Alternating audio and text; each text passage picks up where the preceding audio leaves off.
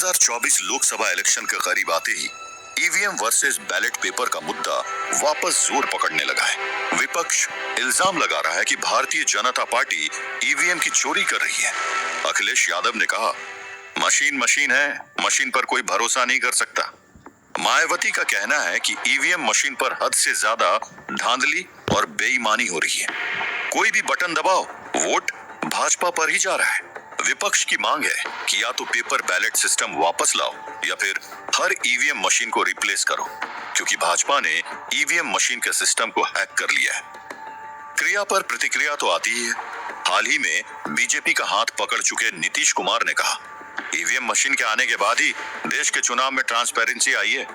Digital युग में ballot paper की तरफ वापस लौटना सही नहीं। शिवराज सिंह कहते हैं, जब कांग्रेस चुनाव जीत जाती है तो ईवीएम मशीन ठीक है, अगर हार जाती है तो ईवीएम मशीन खराब है, और यही पैंतरा दूसरी विपक्षी पार्टी भी अपना रही है। राहुल गांधी का कहना है कि आज के दौर में देश के राजा की आत्मा ईवीएम में कैद है। राजा की आत्मा ईवीएम में है, सही है। पीएम मोदी जी ने इस बात का जवाब पार्लियामेंट में दिया। भारत की राजनीति में एक नई बीमारी शुरू हो गई है। एक ऐसा भी दिन था जब संसद में बीजेपी के सिर्फ 2 सांसद थे, लेकिन हमने ईवीएम मशीन या पोलिंग बूथ का मुद्दा नहीं उठाया था। कबूल किया कि हार गए तो हार गए। यही तो लीडरशिप की कसौटी होती है। हमें अपने विचारों पर, देश की जनता पर भरोसा था, लेकिन जब स्वयं पर भरोसा नहीं होता तब इसी तरह के बहाने खोजे जाते हैं। अब विपक्ष कह रहा है कि देखो देखो, हमने तो बहुत अच्छा काम किया, ईवीएम मशीन की गलती थी सो हम हार गए। ईवीएम के मुद्दे पर जवाबदेही इलेक्शन कमीशन की भी बनती है। चीफ कमिश्नर संजीव कुमार ने कविता की कुछ पंक्तियों के जरिए विपक्ष को जवाब दिया। अधूरी हसरतों का इल्जाम हर बार हम पर लगाना ठीक नहीं, वफा खुद से नहीं होती, खता ईवीएम की कहते हो। अधूरी हसरतों का इल्जाम, अधूरी हसरतों का इल्जाम हर बार हम पर लगाना ठीक नहीं, ये ईवीएम कह रही है, मैं नहीं कह रहा हूं। अधूरी हसरतों का इल्जाम हर बार हम पे लगाना ठीक नहीं, वफा खुद से नहीं होती, खता ईवीएम की कहते हो। अब सवाल ये है कि क्या इलेक्शन कमीशन की बात सही है? ईवीएम में कोई गड़बड़ी नहीं है, और अगर ऐसा है तो फिर ईवीएम को लेकर इतना विवाद क्यों? और क्या बैलेट पेपर ईवीएम से बेहतर है? बैलेट पेपर भारत के इतिहास से जुड़ी हुई है। इलेक्ट्रॉनिक वोटिंग मशीन आने से पहले इसी सिस्टम से चुनाव होते थे, और आपको जानकर हैरानी होगी कि भारत की आजादी के बाद नहीं बल्कि बैलेट पेपर का इतिहास इससे भी ज्यादा पुराना है। ब्रिटिश इंडिया के दौरान जब 1919 में गवर्नमेंट ऑफ इंडिया एक्ट 1919 पास किया गया था, उसके बाद 1920 में पहला चुनाव हुआ। इस चुनाव में भले ही बहुत ही कम लोगों ने वोटिंग की थी, पर वोटिंग के लिए बैलेट पेपर का इस्तेमाल हुआ था। उसके बाद 1935 का एक्ट पास हुआ और 1937 में एक बार फिर इलेक्शन हुए जिनमें वोटिंग बैलेट पेपर से ही की गई। फिर आजादी के बाद की कहानी तो सबको पता है। 1951, 1952 में पहले जनरल इलेक्शन हुए, वहां भी भारत की डेमोक्रेटिक गवर्नमेंट ने बैलेट पेपर सिस्टम का इस्तेमाल किया। उस दौरान इलेक्शन कमीशन का कहना था कि भारत का इलेक्शन फेयर और फ्री इलेक्शन है, यहाँ किसी तरह की कोई धांधली नहीं होती। पर कुछ ही सालों बाद चुनावी दांव पेचों ने बैलेट पेपर के सिस्टम को भी काला कर दिया।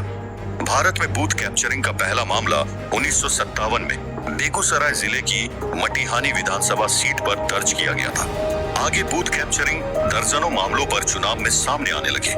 तब 1989 में लोक प्रतिनिधित्व अधिनियम 1951 में संशोधन किया गया और तय हुआ कि बूथ कैप्चरिंग एक कानूनी अपराध है, जिसका दोषी पाए जाने पर 1 से 3 साल की सजा हो सकती है। इसके बावजूद भी बिहार, उत्तर प्रदेश, वेस्ट बंगाल, तमिलनाडु में बूथ कैप्चरिंग खुलेआम होती थी। हाल ही में अखिलेश यादव ने इल्जाम लगाया कि जब जापान जैसा एडवांस देश ईवीएम मशीन का इस्तेमाल नहीं करती, बहुत से देश ईवीएम का इस्तेमाल करके बैलेट पेपर पर वापस आ चुके हैं, तो भारत में क्यों ईवीएम पर ज्यादा बल दिया जा रहा है? इसके जवाब में इलेक्शन कमीशन और सुप्रीम कोर्ट दोनों ने कहा कि भारत की आबादी दूसरे देशों की तुलना में बहुत ज्यादा है। भारत में विधानसभा और लोकसभा चुनाव में करोड़ों लोग वोट करते हैं। ऐसे में अगर पेपर का इस्तेमाल किया गया तो लाखों पेड़ों की बर्बादी होगी। पर्यावरण का नुकसान होगा, साथ ही समय भी बहुत ज्यादा लगेगा और बैलेट पेपर के शुरू होते ही बूथ कैप्चरिंग के मामले फिर नजर आने लगेंगे। साथ ही बैलेट पेपर वोटिंग सिस्टम में स्ट्रांग रूम में पार्टी के लोग ऑफिसर्स को मैनिपुलेट कर सकते हैं। गुंडागर्दी के कई केस देखे जाते थे जहां पर बैलेट बॉक्स को गायब कर दिया जाता था या फिर बदल दिया जाता था। तो बैलेट पेपर भी वोटिंग का एक आइडियल तरीका नहीं है। इसमें फायदा कम है और नुकसान ज्यादा है। अब चलिए ईवीएम को भी डिटेल से समझते हैं। इतिहास की तरफ नजर घुमाया जाए तो बैलेट पेपर वोटिंग के लिए सदियों से चले आ रहे थे। फिर बैलेट पेपर की खामियों को खत्म करने के लिए 1999 में गोवा में सबसे पहली बार इलेक्ट्रॉनिक वोटिंग मशीन का इस्तेमाल किया गया। अब कुछ लोग कहते हैं कि माना बैलेट पेपर से वोटिंग मुश्किल है, लेकिन फर्स्ट जनरेशन की ईवीएम मशीन के बजाय 2014 से वीवीपीएटी के साथ जो ईवीएम मशीन आई है उसे हैक करना संभव है। तो क्या बीजेपी वाकई ईवीएम मशीन को हैक कर रही है? सवाल बहुत बड़ा है और जवाब सिर्फ इलेक्शन कमीशन ही दे सकती है। इलेक्शन कमीशन बार बार ये समझाने की कोशिश कराती है कि ईवीएम हैक नहीं हो सकती, क्योंकि ईवीएम एक स्टैंड अलोन यूनिट है जिसका किसी भी तरह की ब्लूटूथ, वाईफाई और इंटरनेट से कनेक्टिविटी नहीं है। इसलिए दूर से या किसी हैकिंग सिस्टम के जरिए ईवीएम को हैक करना संभव नहीं है। सिस्टम की बातें करें तो ईवीएम मशीनों को अलग अलग डिस्ट्रिक्ट में ले जाया जाता है, तब उसे स्ट्रांग रूम में रखा जाता है और उस समय वहां हर एक पार्टी का रिप्रेजेंटेटिव, सुरक्षा कर्मचारी और इलेक्शन कमीशन के ऑफिसर मौजूद होते हैं। फिर स्ट्रांग रूम में ताला लगा दिया जाता है और स्ट्रांग रूम का ताला इन्हीं सभी ऑफिसर की मौजूदगी में दोबारा खोला जाता है। इलेक्शन के बाद फिर से यही प्रोसेस अपनाया जाता है। जिस दिन काउंटिंग होती है उस दिन भी हाई सिक्योरिटी में सब कुछ होता है। तो कुल मिलाकर ईवीएम मशीन को वोटिंग के बाद हैक करना भी संभव नहीं है और हर एक मशीन की अपनी एक सिक्योरिटी कोड होता है। मशीनों के तैयार होने के बाद जब इन मशीनों का डिस्ट्रीब्यूशन होता है तो ये रैंडम तरीके से किए जाते हैं। इसलिए किसी का भी ये पता लगा पाना कि किसी सिक्योरिटी कोड वाली मशीन कौन सी जगह पर रखी हुई है, ये संभव ही नहीं है। साथ ही इसे हैक करने के लिए फिजिकली वो मशीन आपके सामने मौजूद होनी चाहिए और ऐसा भी बिल्कुल संभव नहीं है। ईवीएम मशीनों को इलेक्ट्रॉनिक कॉर्पोरेशन ऑफ इंडिया और भारत इलेक्ट्रॉनिक्स लिमिटेड के जरिए बनाया जाता है। यही कंपनियां मशीन बनाने के बाद उसका परीक्षण भी करती है। साथ ही डिस्ट्रीब्यूशन से पहले इलेक्शन कमीशन के ऑफिसर्स जाकर उनकी रैंडम चेकिंग करते हैं। ईवीएम की हर मशीन को हाई सिक्योरिटी कैमरे की निगरानी में रखा जाता है। कुल मिलाकर इलेक्शन कमीशन के कमिश्नर ने दावा किया कि ईवीएम का सिस्टम बहुत स्ट्रांग है, उसे कोई हैक नहीं कर सकता। उन्होंने बार बार चैलेंज किया कि कोई पार्टी अगर दोषारोपण कर रही है तो सिर्फ कहने से काम नहीं होगा, आकर ईवीएम हैक करके दिखाए। ये सिर्फ 2024 की बात नहीं है। जब जब चुनाव करीब आते हैं, ईवीएम की जगह बैलेट पेपर से चुनाव की मांग न सिर्फ आग की लपटों की तरह उठती है, बल्कि सुप्रीम कोर्ट के दरवाजे तक भी पहुंच ही जाती है। 2019 लोकसभा चुनाव से पहले भी ऐसी एक याचिका सुप्रीम कोर्ट में दर्ज की गई थी, जिसे उस वक्त तो कोर्ट ने सिरे से खारिज कर दिया था। इस बार याचिका में कहा गया है कि बैलेट और बैलेट बॉक्स का इस्तेमाल चुनाव के नियमों में शामिल है। वोटिंग मशीनों का इस्तेमाल चुनाव आयोग सिर्फ विकट परिस्थितियों में ही कर सकती है। Representation of the people's act 1951 और कंडक्ट ऑफ इलेक्शन रूल्स 1961 में ये साफ लिखा हुआ है कि वोट बैलेट पेपर के जरिए ही डाले जाएंगे। इसे लेकर सुप्रीम कोर्ट में एक और मामला दर्ज किया गया है, जिसमें कहा जा रहा है कि ईवीएम मशीनों के साथ साथ voter verified paper audit trial यानी कि वीवीपीएटी से पर्चियों की मिलान की जाए। वीवीपीएटी एक वोट वेरीफाई मशीन है, जिससे ये पता चलता है कि वोटर जिस पार्टी को वोट डाल रहा है वो सही तरीके से डाला गया है या नहीं। अब सवाल ये है कि सुप्रीम कोर्ट इस पर क्या फैसला लेगी।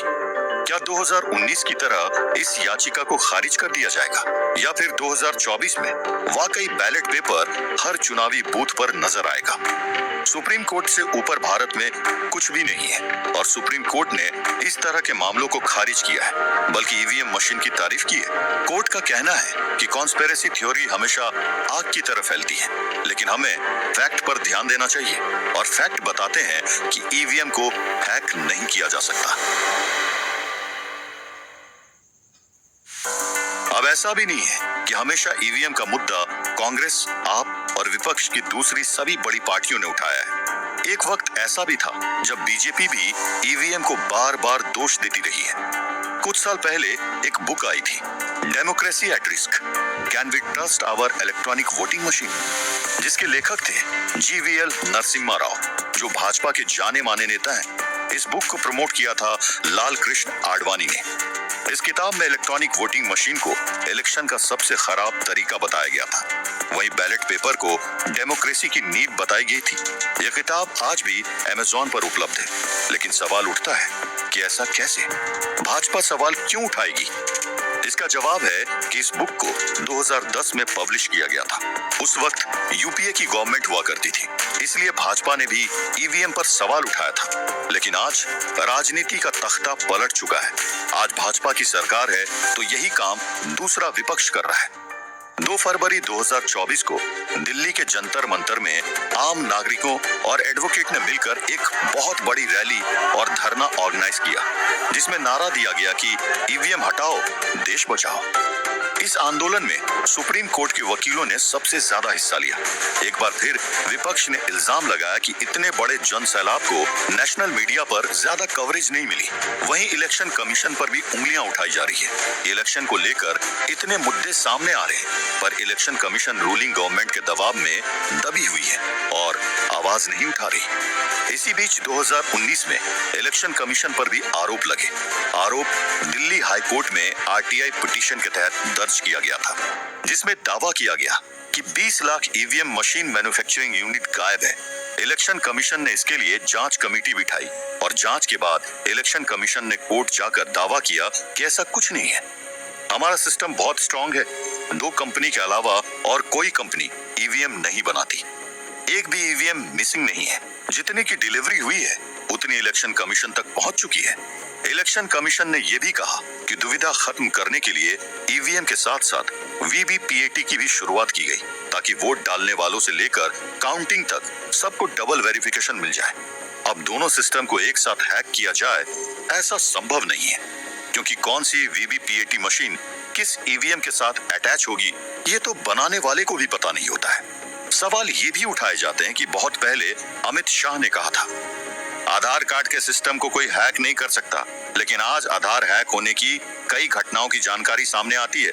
ऐसे में कौन गारंटी लेगा कि ईवीएम को हैक नहीं किया जा सकता? इलेक्शन कमीशन गारंटी तो लेता है, लेकिन विपक्ष की तरह से सवाल उठने बंद नहीं हो रहे हैं। ईवीएम के नाम पर डेमोक्रेसी पर खतरे की छाप लगाई जा रही है। उसी डेमोक्रेसी में जनता को यह तय करने का हक है कि क्या ईवीएम के मामले में सुप्रीम कोर्ट और इलेक्शन कमीशन की बातें सही है, या हर बार चुनाव हारने के बाद ही विपक्ष के द्वारा उठाए जाने वाला चुनावी मुद्दा।